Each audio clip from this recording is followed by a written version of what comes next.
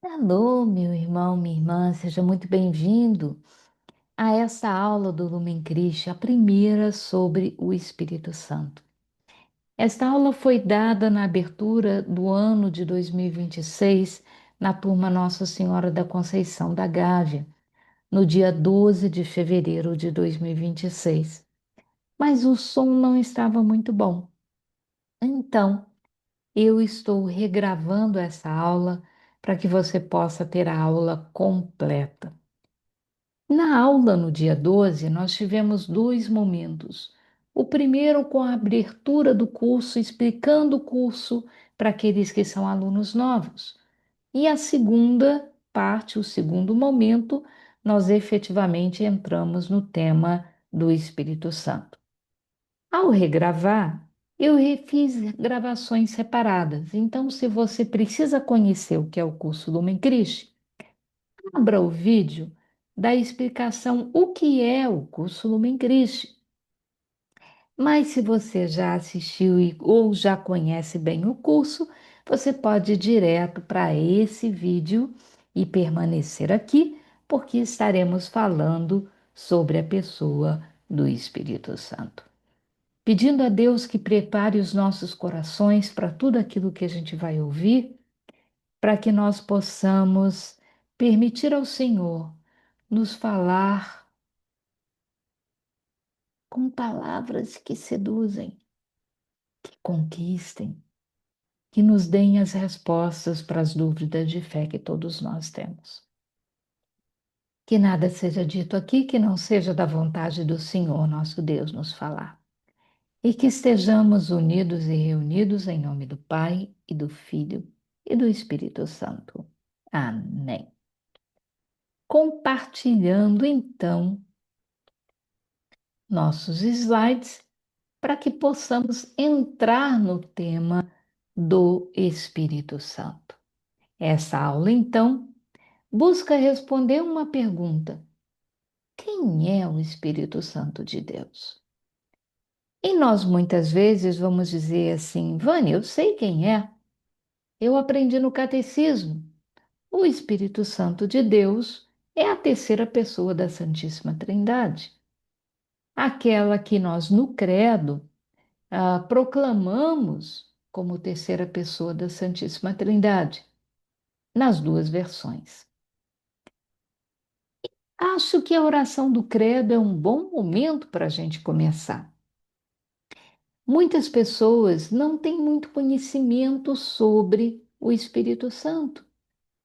Incrível como das três pessoas da Santíssima Trindade, ele é a pessoa de Deus que a gente menos conhece e para quem a gente menos reza. Talvez a explicação dessa pouca atenção que a gente dá ao Espírito Santo esteja na própria oração do credo. Nós sabemos que a nossa igreja tem duas fórmulas para o credo. A fórmula símbolo dos apóstolos, que não vai muito longe, onde a gente diz simplesmente creio no Espírito Santo, na Santa Igreja Católica, na comunhão dos santos, ou seja, já mudamos de assunto. E o credo niceno-constantinopolitano é um pouco mais completo do que isso. Nós sabemos por quê. O símbolo dos apóstolos é chamado desse jeito, como oração de credo, porque, pela tradição, existe uma hipótese de que, na verdade, as afirmações que nós fazemos na oração do credo, símbolo dos apóstolos, que aqui no Brasil nós proclamamos na maioria das missas dominicais, é resultado da primeira reunião que São Pedro convocou com os discípulos, com os apóstolos, depois que Jesus subiu aos céus, onde cada um deles deveria então declarar o motivo da sua fé. E a soma das declarações formaram as 12 afirmações do Credo.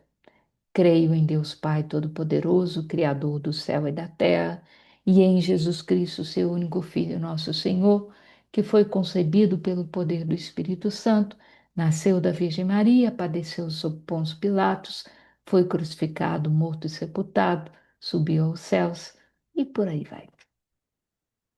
Credo niceno-constantinopolitano, ele é resultado, na verdade, de dois concílios na igreja, para combater duas heresias na igreja. O primeiro, o concílio de Nicéia, mais ou menos no ano 430, 431 da era cristã, para combater o arianismo, onde Ariano apregoava que Jesus não era Deus.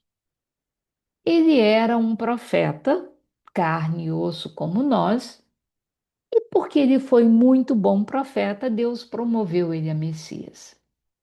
A igreja, então, para dar resposta a essa teoria, se reuniu no Concílio de Nicéia e o resultado disso foi a versão do credo tão mais completa a respeito da pessoa de Jesus Cristo. Creio em Jesus Cristo, Filho unigênito de Deus, Deus de Deus, luz da luz, Deus verdadeiro de Deus verdadeiro, gerado e não criado, consubstancial Pai, por ele todas as coisas foram feitas e por aí foi. Já passado alguns séculos, houve uma outra heresia onde o objeto dessa vez era o Espírito Santo. E dizia que o Espírito Santo não era, na verdade, Deus. Ele era um ser intermediário entre os anjos e o próprio Deus, mas inferior a Deus. A igreja então chama um novo concílio, o Concílio de Constantinopla. E aí vem as afirmações sobre o Espírito Santo do credo niceno-constantinopolitano, combinando o Concílio de Nicéia e Constantinopla, que forma oficialmente o credo que aqui no Brasil nós rezamos nas ocasiões mais solenes.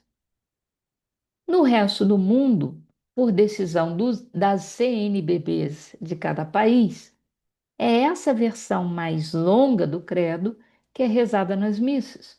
Aqui, no Brasil, a CNBB reserva o credo niceno-constantinopolitano para as missas mais solenes, porque ele vai falar tão mais sobre o Espírito Santo. Creio no Espírito Santo, Senhor que dá a vida, e procede do Pai e do Filho, e com o Pai e o Filho é adorado e glorificado, ele que falou pelos profetas. Nós vamos, nessa aula, ver alguma das origens bíblicas que a igreja usa para essas afirmações do credo niceno-constantinopolitano a respeito do Espírito Santo. Então, vamos lá. Começamos por responder o que é que a gente sabe sobre o Espírito Santo. Ora, nós sabemos, em primeiro lugar, que ele sempre existiu. Como sabemos que ele sempre existiu? Porque no primeiro versículo da Bíblia, quando diz: No princípio Deus criou o céu e a terra, ou seja, quando não existia nada, e Deus criou tudo o que existe, a terra estava informe e vazia, mas o Espírito Santo já estava lá. Então, o Espírito Santo já existia antes da terra existir. E só tem um ser que preenche essa condição de existir antes do universo existir. E esse ser é Deus. Então, se o Espírito Santo já estava lá, ele é Deus também. Tão Deus quanto Deus Pai, tão Deus quanto Deus Filho, o Verbo, que foi o instrumento da criação. Por isso dizemos que ele é a terceira pessoa de Deus. E na Trindade, ele faz exatamente o papel da terceira pessoa da Santíssima Trindade. A primeira é Deus Pai, a segunda é o Verbo de Deus, a palavra, que um dia se fez carne e habitou no meio de nós, e nós conhecemos pelo nome de Jesus Cristo. E a terceira é o Espírito Santo. Muito bem, o Espírito Santo é a terceira pessoa da Trindade, mas ele não é, de forma nenhuma, menos importante do que o Pai ou menos importante do que o Filho.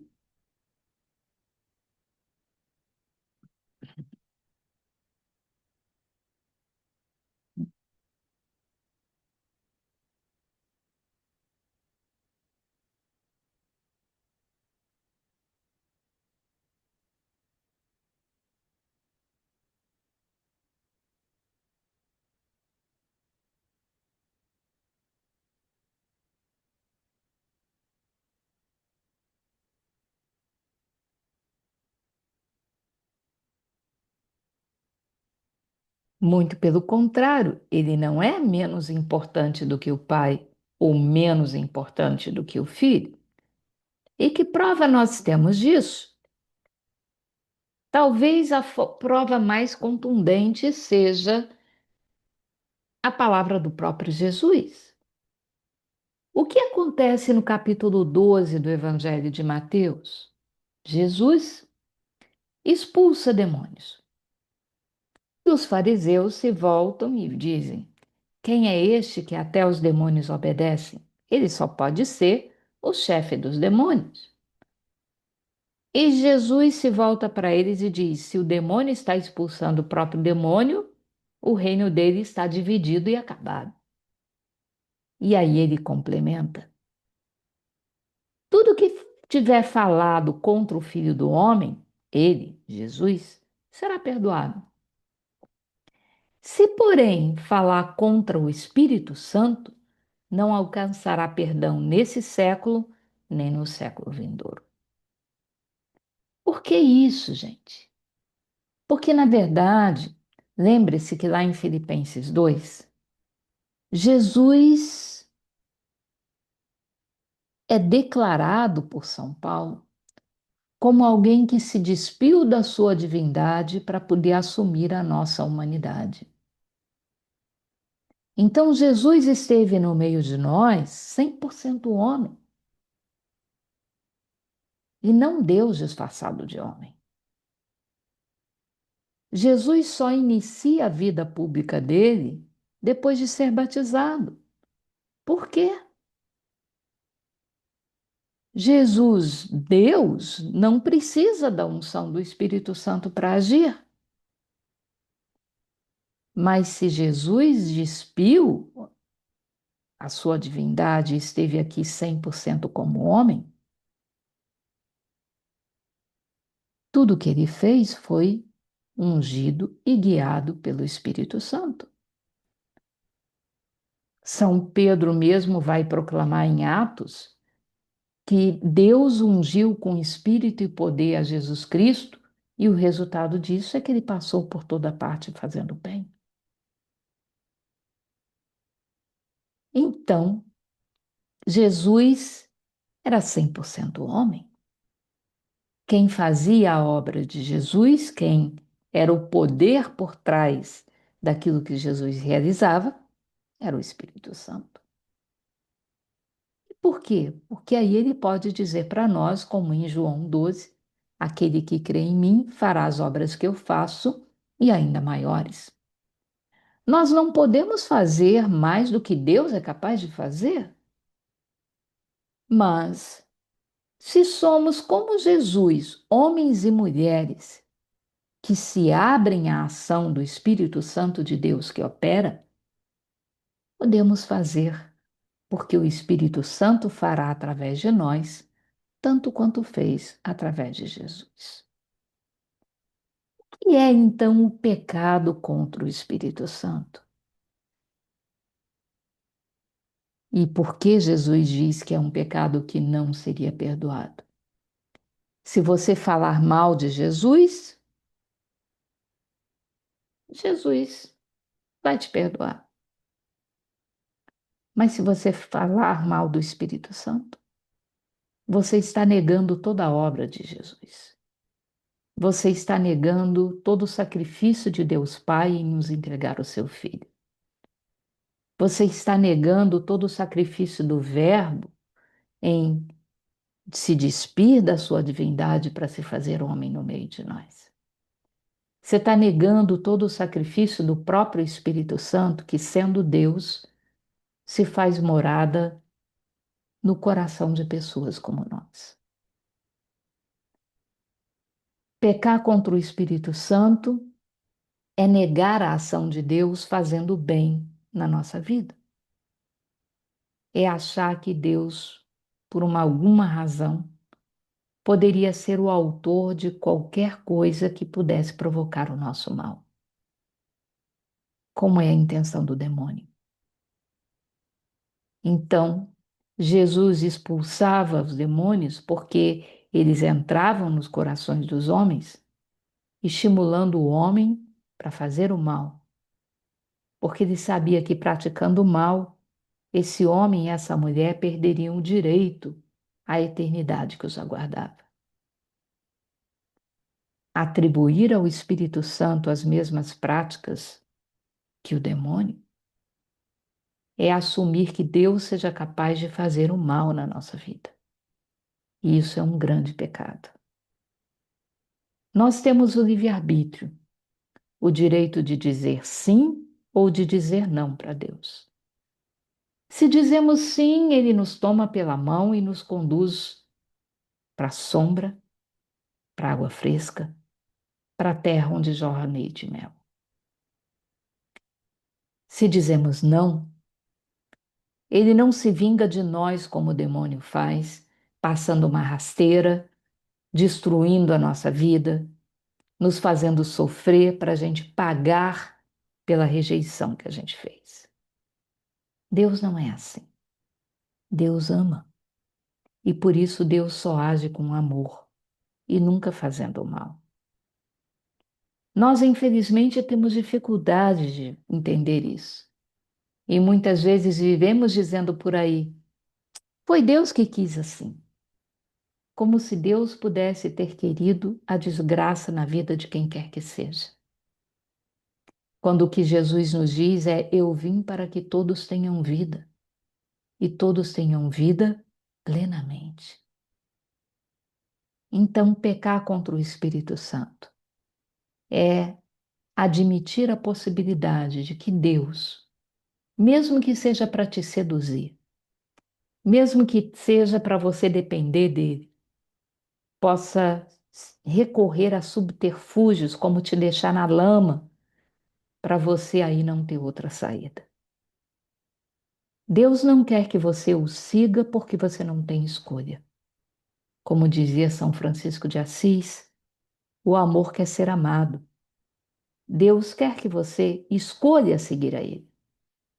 Porque você, entre todas as opções da sua vida, você escolhe Deus.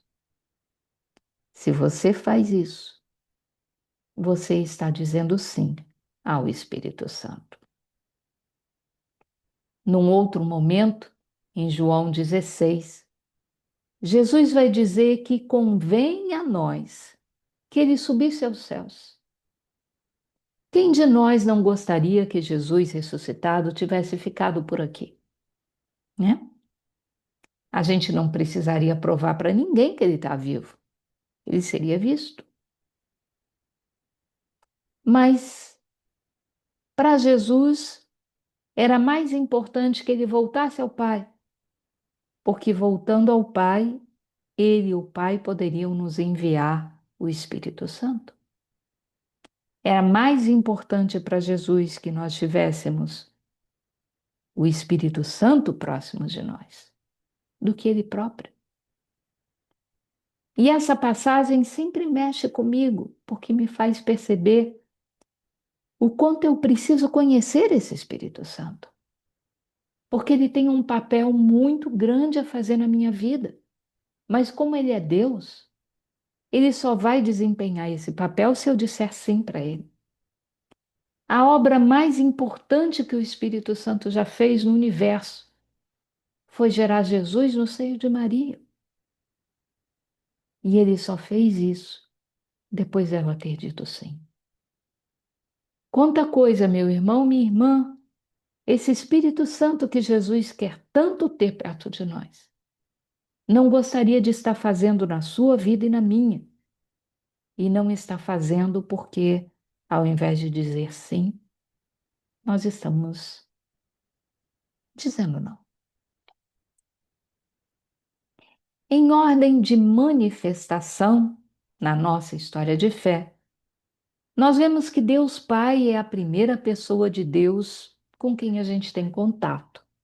No Antigo Testamento, né, fala da criação do mundo, do pecado do homem, das alianças de Deus com o homem. Depois, nós temos contato no Novo Testamento com a pessoa do Deus Filho, Jesus, que se faz homem, que anda no nosso meio, que nos fala a Deus, que nos mostra o Pai, que nos fala inclusive do Espírito Santo. E finalmente nós temos contato mais próximo com o Espírito Santo nos Atos dos Apóstolos, principalmente a partir de Pentecostes e até os dias de hoje. Esta é a ordem em que as três pessoas de Deus se manifestaram na história da humanidade. Mas, se você pensar bem em como Jesus fala do Espírito Santo, a carta aos Hebreus, por um acaso, em Hebreus 10, 29, diz que o Espírito Santo é o autor de toda a graça de Deus. Jesus nos fala em João 14, 26, que quem vai dar testemunho dele é o Espírito Santo. Em João 15, 26, Jesus diz que quem vai dar, nos lembrar tudo que ele nos ensinou é o Espírito Santo. Nós sabemos que quem gera Jesus no seio de Maria é o Espírito Santo. Nós sabemos que quem faz Jesus se tornar realidade na Eucaristia é o Espírito Santo. Então, não há como você chegar a Jesus sem o Espírito Santo. E, por sua vez, Jesus diz que ninguém vai ao Pai se não for por ele. Então, para chegarmos a Deus Pai, precisamos do Verbo. E para termos o Verbo, precisamos do Espírito Santo. Então, em termos de ação, e por isso Jesus diz que é tão importante termos o Espírito Santo, porque é ele em que nos levará até Jesus, para que Jesus possa nos colocar nos braços do Pai. Como eu sei que é o Espírito Santo que nos leva ao Verbo? Na primeira carta de Coríntios, no capítulo 12, versículo 3, São Paulo diz: ninguém pode dizer Jesus é o Senhor se não for pela ação do Espírito Santo. Então, quem te ajuda a reconhecer que Jesus é Deus é a ação do Espírito Santo. Quem revela a presença de Jesus é o Espírito Santo. Ele fez isso com Maria. Quando João Batista estava ainda no seio de Isabel, o Espírito Santo falou para João Batista: olha, o seu Senhor está presente. E João Batista logo conta para sua mãe, ainda no ventre dela, e Isabel então proclama: donde me vem a graça da mãe do meu Senhor vir me visitar. Em João, no capítulo 14, nós vemos Filipe pedindo a Jesus: Filipe, nos mostra o Pai, Senhor, nos mostra o Pai, isso nos basta. E Jesus responde para ele: mas Filipe, aquele que me viu, viu também o Pai. Como você pode dizer, mostra-me o Pai? Ninguém vai ao Pai se não foi por mim. Em João, no capítulo 6, Jesus vai dizer: eu vim para fazer não a minha vontade, mas a vontade do meu Pai. E a vontade do meu Pai é que eu não perca nenhum daqueles que ele me confiou. Todo aquele que vê o Filho e nele crê, terá a vida eterna, e eu o ressuscitarei no último dia. Então, nenhum de nós vai ao Pai se não for por Jesus, e nenhum de nós chega a Jesus se não for pelo Espírito Santo.